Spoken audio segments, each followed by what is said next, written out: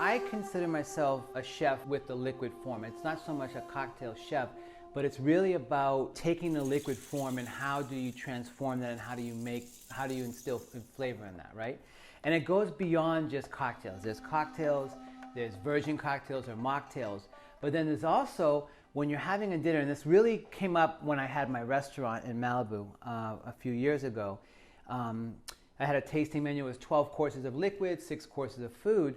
Is even the water for me became a course. So I think when I first started there, I was only open a month because it burned in the fire after that, that big fire that happened in Malibu. But I had like 3 different flavored waters that kind of circulated throughout the service.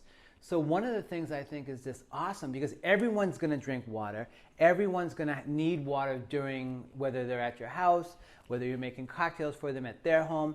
And what's nice is making a special water. You know, just making an infused water, and it's a cold infusion, meaning you literally don't have to heat the water up like you would do with other things.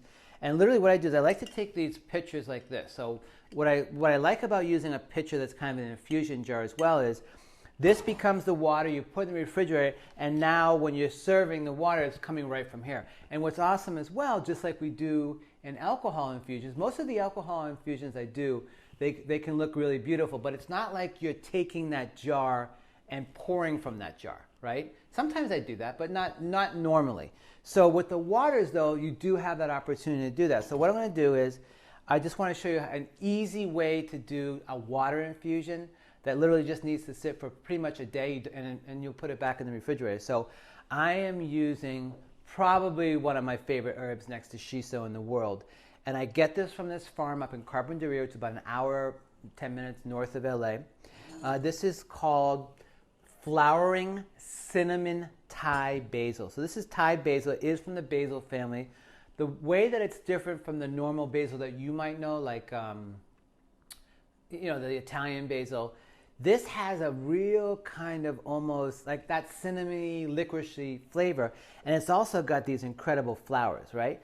So my whole point to this is I just want to show you, I'm going to use this. Listen, mint works great, regular basil works great, obviously cucumber works great, but what's cool is if you can find something that is a little bit unusual to use as a water, I think that's going to be a really great surprise for your guests. So what I do is I like to fill the whole thing, right? So look at that. And what's great about that is look how beautiful that is, right? So we'll stick that in like that. Put this back here.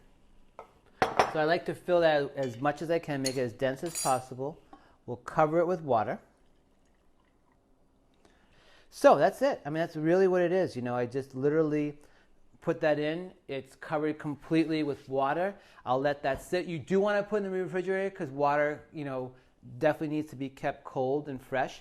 And I'll just put that in, and listen, already if I was to pour this, you wouldn't believe how quickly herbs start to change. But there's so many different herbs you can use, but have fun with it. And again, it's really, really important to have something different to serve for people. So, cheers. This can sit in the fridge, just sit it overnight, and it's good to go. But usually it pretty much infuses in a day. Most herbs will do that.